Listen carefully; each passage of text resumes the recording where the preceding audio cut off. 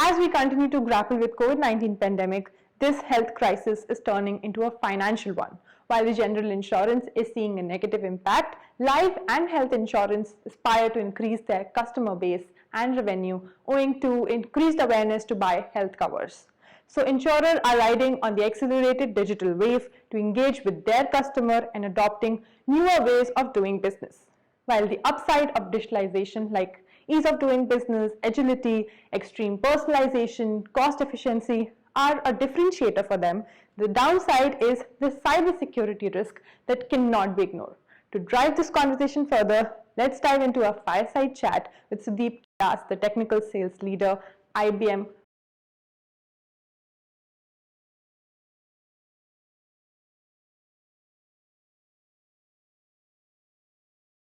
Hi, this is Sudeep Das from IBM Security, the tech sales leader.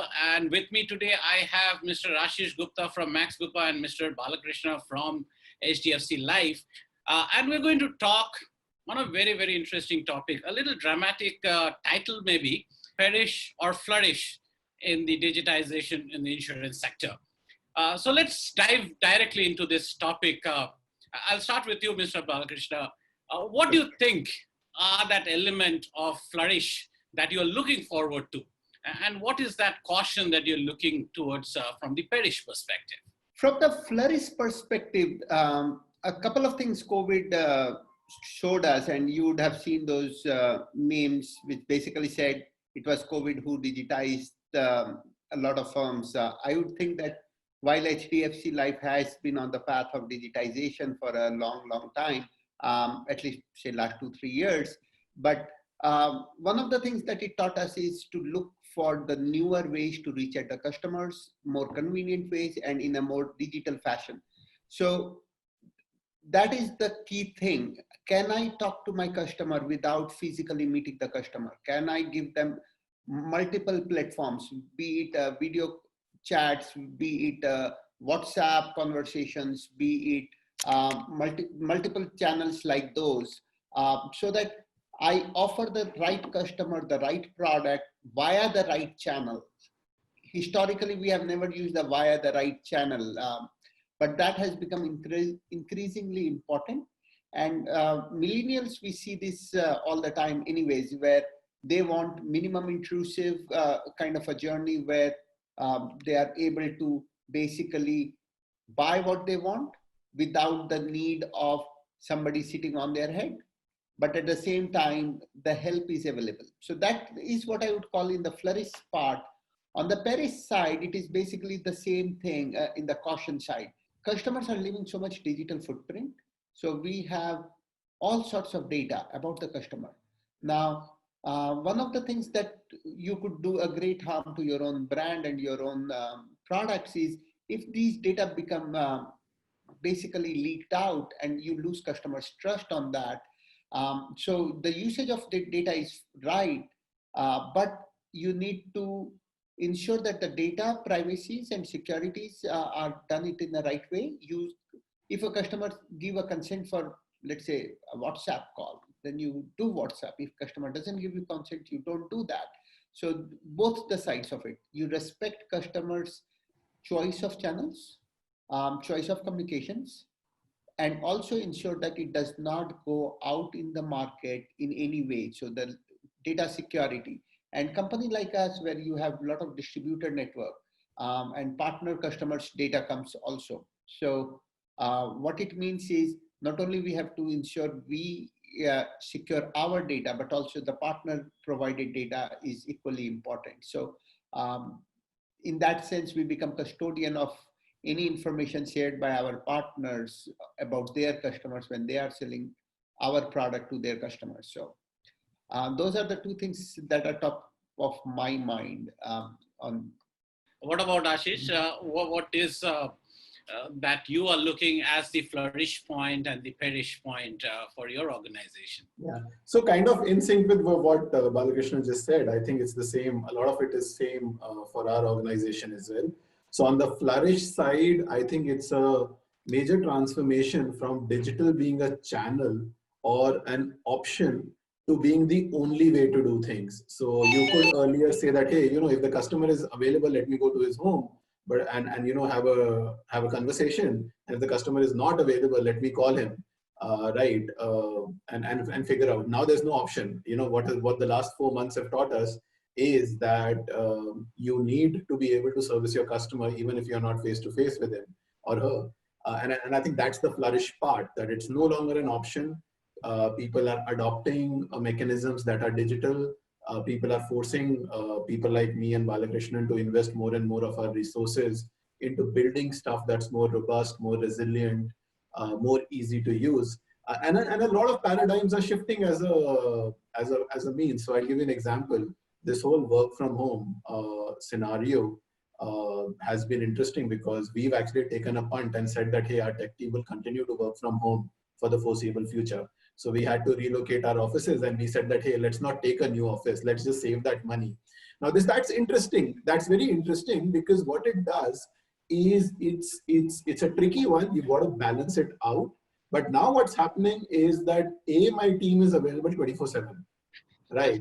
Because there is no concept of not working. So you are available. If something goes wrong at 11, people are easily available. But at the same time, it's not that bad for them too, because they're at least having 3 square meals with their family, which they never did earlier. Like they left before breakfast and came only at dinner. Now they're having 3 meals with their family, which is a welcome break. If they have to go pick up their kid from school at 2, they can now finally do that. If their kid is not well, they can go show the kid, come back, and don't really have to take a leave. They can just take 2-3 hours of unavailable.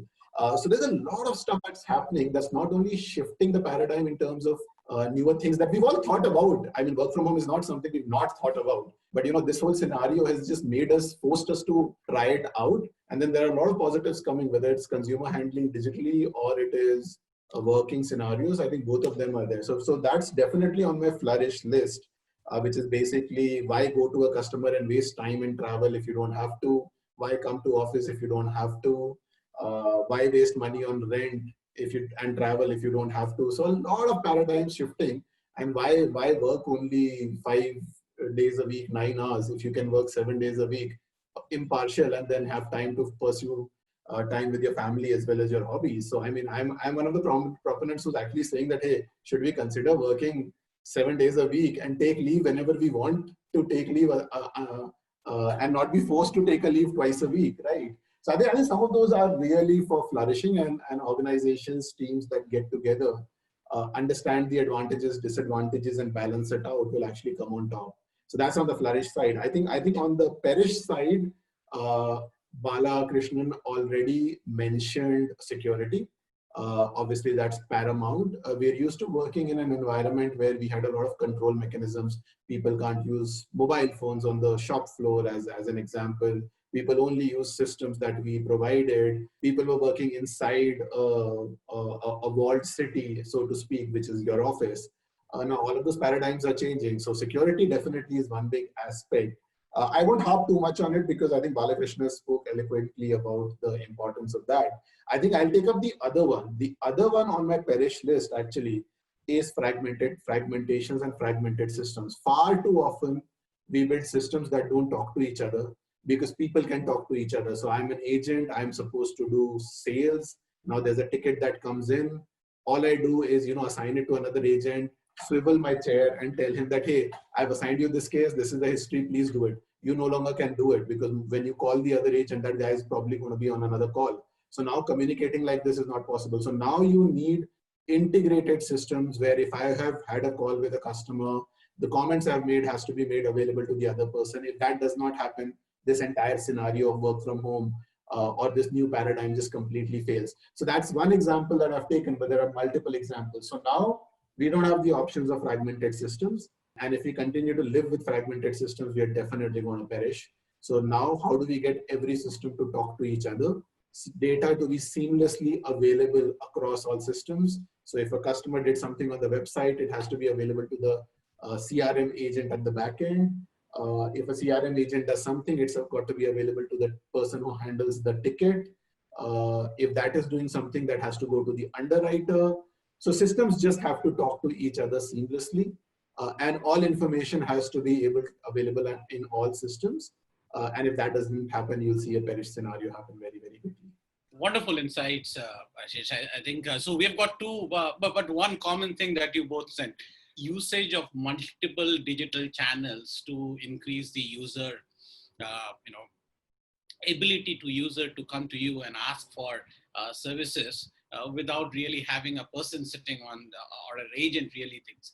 But one thing, if you see in this, both of these, earlier we used to depend upon the building, the accessibility of the building, the niceness of the building. Now we're talking about WhatsApp. If WhatsApp is failing, then that channel is gone. If Twitter is failing, the channel is gone. So our dependency on the SIM to be secure, on the WhatsApp service to be secure, or the Twitter, all those digital channels to be secure, or the internet to be secure, is what we are going to take for granted at this point of time before we adopt, first we obviously create the channel, and then we will see the benefits. For example, when we started off with SMS authentication, OTP, we all loved it. It was really simple, accessible. Same thing, it's WhatsApp is accessible, Twitter is accessible, the digital chat, etc. All of those things are accessible.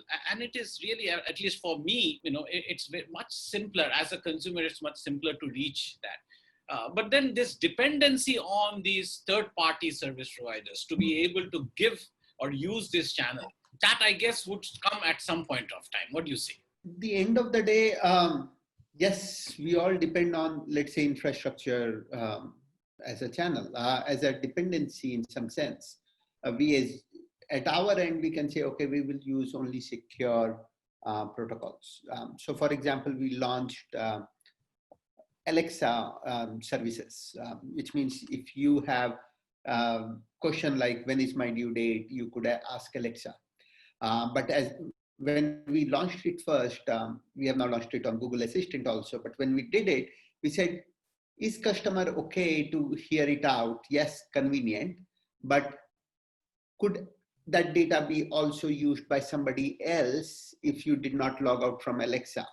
So when we did it, we said we will SMS you the details, which means you asked, when is my due date? You got an SMS which says your due date for the next premium is 3rd July 2020, which means you are still getting a hands-free experience. You are still using that particular channel, but until we became comfortable, we would say we will send it to you, but through a slightly different channel. The point here is we should definitely be skeptic on day one around all these new services that are coming all across us. So you have, initially we heard Zoom is insecure, whether it is really insecure, do you really need passwords? Suddenly Zoom also changed certain things. But the point is, if you start questioning, is it secure? Could I do something else while using the same channel? So suddenly you will say, okay, I can give you still 80, 90, 95% of the services, but by adding an extra layer of authentication if needed. The point is, yes, we do take certain things guaranteed, but when we design system, I think we have to look at from a very skeptic mindset around what we are doing, how we are doing, and think about data security as much as customer convenience. So finding the middle way is the key. Now, obviously, I mean, we can't, we do have to use these channels. This is what consumers are comfortable with, right? We can't simply say that we can't be using these channels because people are expecting these Alexas to do this kind of job. And in the background, I guess it would become the organization's agenda to make sure that in the background, silently, these things are taken care of, the risks are taken care of. So Ashish, you were mentioning about the interoperability and need to connect. Now, Bala sir, about this Alexa thing, this interoperability comes out in the Flourish part as well, right? If you have good interoperability, you should be able to actually flourish. Yes, it is Flourish. So we have launched many such channels for customer to do. It is Flourish, but what I'm saying is you have to be cautious. Otherwise, you can potentially perish. If you know that somebody could misuse your authentication to do something on your account, before we know, the customer's trust is gone. Providing newer digital channel is key. So that's definitely true. At the same time, so that's the flourish part. But at the same time, the caution part comes around the Two peril. sides of the coin, right? Exactly. Yeah. So I'll just make a quick comment there. I think what you need to do is slice and dice very, very critically, because if you don't do that, you run a real risk of either not adopting the technology or taking too much risk. So I'll give you an example. Now look at Alexa as a use case since we've discussed it. What will a customer want on Alexa? Maybe just one or two things. What is the status of my policy? Is it issued? Is there a hospital near me? There are 2-3 use cases. Whereas the policy document probably has 1,000 data points. Now, from a data security perspective, maybe Alexa will have only these 3-4 data points that a customer frequently needs, and everything else will be sent back for the person to consume via an app, via whatever mediums that happen. So maybe it's not that bad. Maybe you don't need to send everything to Alexa and publish your PII and all that information.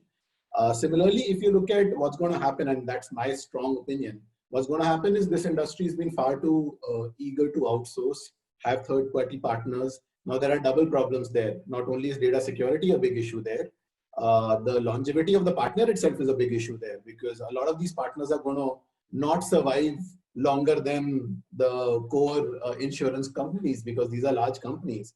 So both of these, continuity as well as security, become a big issue. And what's going to happen is there will be no option. People will be forced to build a lot of their tech themselves and keep it within their control walls. And I'll give you an example.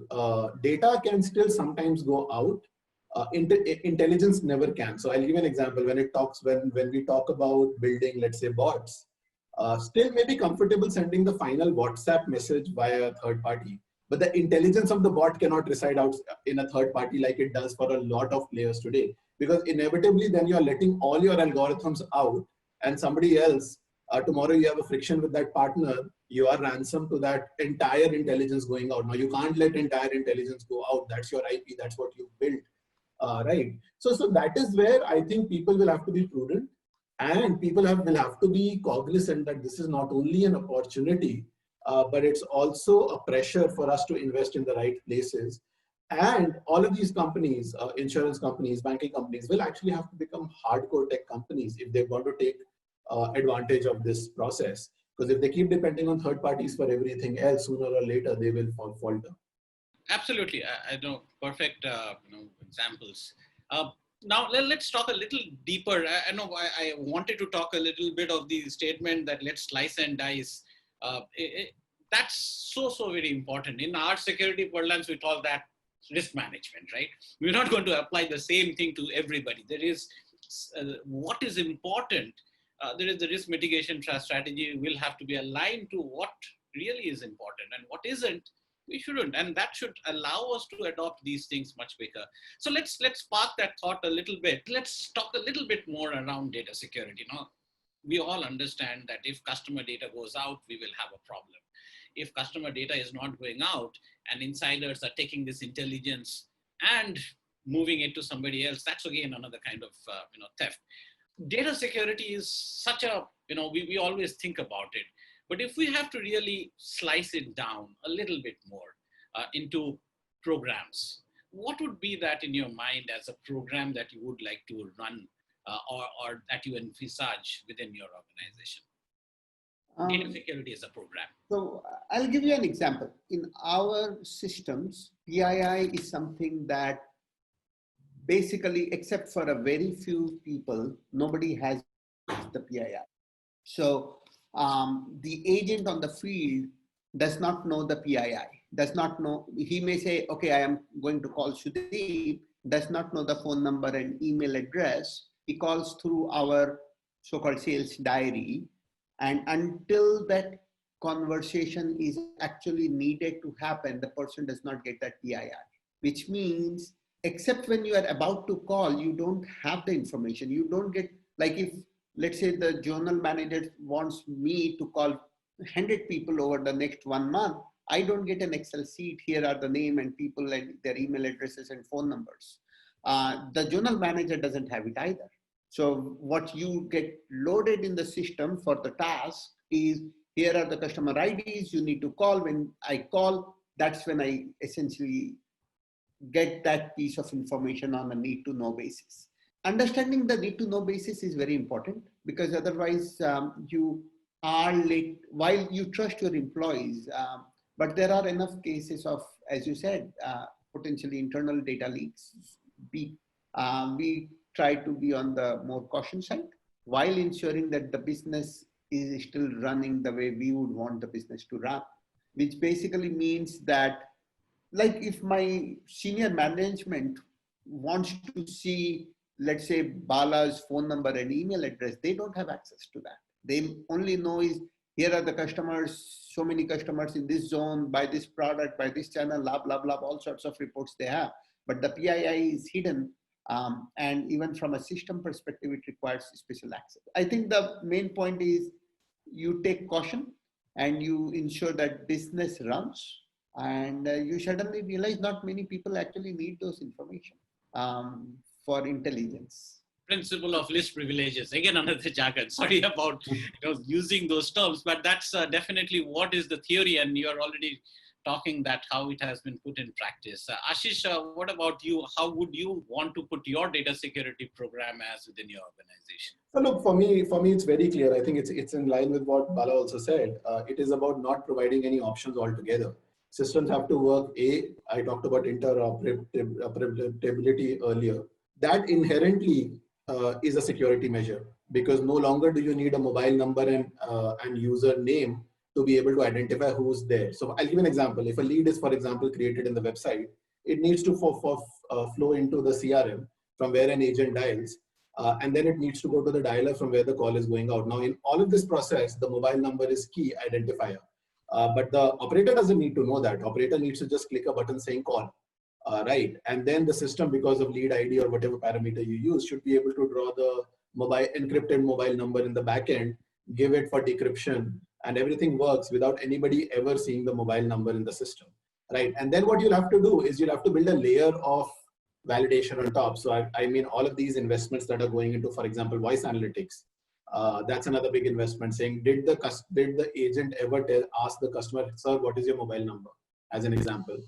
How many ways can a person ask? There are only about 10, 12 ways, right? So if you start tracking those, that becomes a red flag. And then if you take exemplary action against some of the employees doing it, then very quickly people have that fear psychosis that, hey, if we do this, we'll get caught. So the investment will not only have to be made into front-end systems, a parallel amount of investments need to be made into tracking and automating such that there is no human touch. Right now, the big problem that a lot of people face is we're just too prone to throwing people at problems. You want to audit something, take a dump of the call, give it to a person, and that person will listen to the call and then figure out, that's a very small sample size. So people get encouraged to bypass it, throwing a bit of luck, saying, hey, 1 in 10 calls is going to be audited. Maybe mine won't, so let me go ahead with it. That itself is a data security issue. You've now taken a dump of calls where very personal, sensitive information was discussed, and you've given it to a bunch of so-called auditors. Now, those auditors, nothing against them, have no reason to be more secure than anybody else, than you, me, Bala, right? So on what basis do these guys get the call? So I think a lot of investment just needs to go into automation, interoperability, such that the human touch goes out of the equation. Everything that's happening is from the system. And when that starts to happen, there are no options, right? And when there are no options, your ability to leak data will be very, very low. And also your costs will start coming down, because right now all of us end up spending huge amount of money in managing these audit processes. I think those audit processes need to be made irrelevant, because there is no other way to do this. So that is how I feel this layers of slicing, dicing, and taking it to the next level needs to happen. If there are no options, there are no options. People learn to live with it, right? And that's how you make yourself secure, save money, and ensure that customers don't feel aggrieved about any data leakage or anything like that. Perfect. So if I have to summarize what I have I've just heard, right? First, definitely we'll have to align with the requirements, with the risk requirements. make sure that we understand that there is technology available. That technology has to be aligned to the usability, the automation, the simplicity of the things. Make sure I have protection strategies in place so that the applications, the data, all of these understand what is it that I really need to protect. For example, the PII, which is important, the intelligence is important. The due date may not be that important, right? So we need to make sure that the protection is based upon the alignment that I have done. The last part is making sure that I have the analytics in place, the manage of all these controls in place, so that the management is as automated as possible, as much of zero touch human, and not just from the internal management, but also audit management, and also that I know whatever I'm protecting, it is actually working. So I have got the modernized.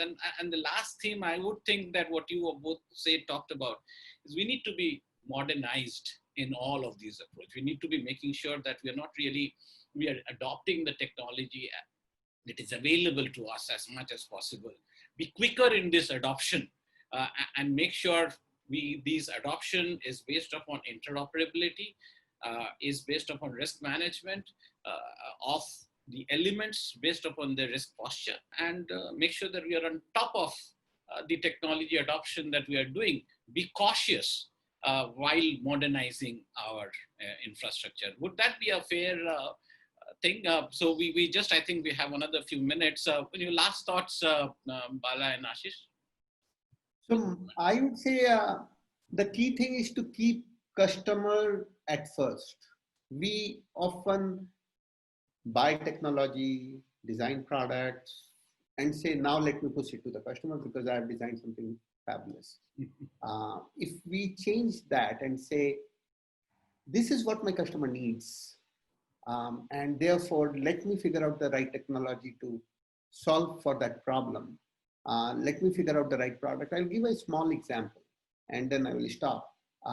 In the, call it Flourish section, for our annuity and pension kind of products, where historically the senior citizens are the one who have pension products. They have to go to the branch to quote unquote say yes, they are still alive once a year for good reasons. But now we have a product which we call life certificate, where you essentially do a video, you blink, you do show your ID so that I know it's you, and there is no need for you to visit the branch anymore. It's not a big deal. Facial recognition is a commodity today in the market. But thinking of that application and saying my senior citizen need it for this particular reason suddenly changes the outlook of your product. So thinking about that application is the key. We start often with technology first. Yes, it's at times important, but when we start to keep customer at the center, understand the need, provide it in the right way through the right channels. Offline can be also a channel at times, but providing it in the right way, that does it. And taking right precautions to secure your data, etc., is the summary. Yeah. I would say. Yeah, for me, I think there'll be a growing recognition that technology is core. So when you talk about an insurance company as an example, you talk about underwriting, you talk about actuarial sciences, you talk about claims management as the core processes. I think very soon, it's already happening, but very soon technology will be considered a core function and not really a support function or a solutions function. Because what's going to happen is most of the innovation, as Bala mentioned, would be driven by technology and the ability of technology to deliver either automation or convenience or standardization or security. And what's going to happen is you will see companies come up with more and more patents and other mechanisms of innovation, in addition to just innovations around insurance product or underwriting. And that's the big trend that I see going forward. It's already happening in some shape or form, but I think it'll only accelerate from here. The only thing that was really popping up in my mind is that both of you are so excited about the Flourish parts. I really love it, and thank you for that. It gives a lot of, in these times, talking about challenges is always around, but talking about the Flourish part, talking about going forward, I think we spend 90% of our time talking about the good things. Fantastic talking with you, catching up with you guys. And I hope our audience would also feel the same. So we'll just sign off on that. Thank you once again, gentlemen. Lovely talking to you. My pleasure, Sudeep and Bala. Thank you so much. Thanks, Sudeep. Thanks, Ashish. Sure, it's protecting the servers at your global headquarters, but it's also securing these doors on the highway and fortifying the infrastructure that tracks clouds, checking on these cows, guarding the identity of these kids, and authenticating each one of these containers sailing across the Pacific. It's down in the server room, up in the cloud, and embedded in the most extensive networks. Cybersecurity needs to live everywhere that your data does. That's why the world's best security experts partner with IBM Security. We work with you to understand your unique challenges. It's how we drive security into the fabric of your business, helping you unite your defenses and unlock innovation. Great ideas can come from anywhere, which is why you need security everywhere.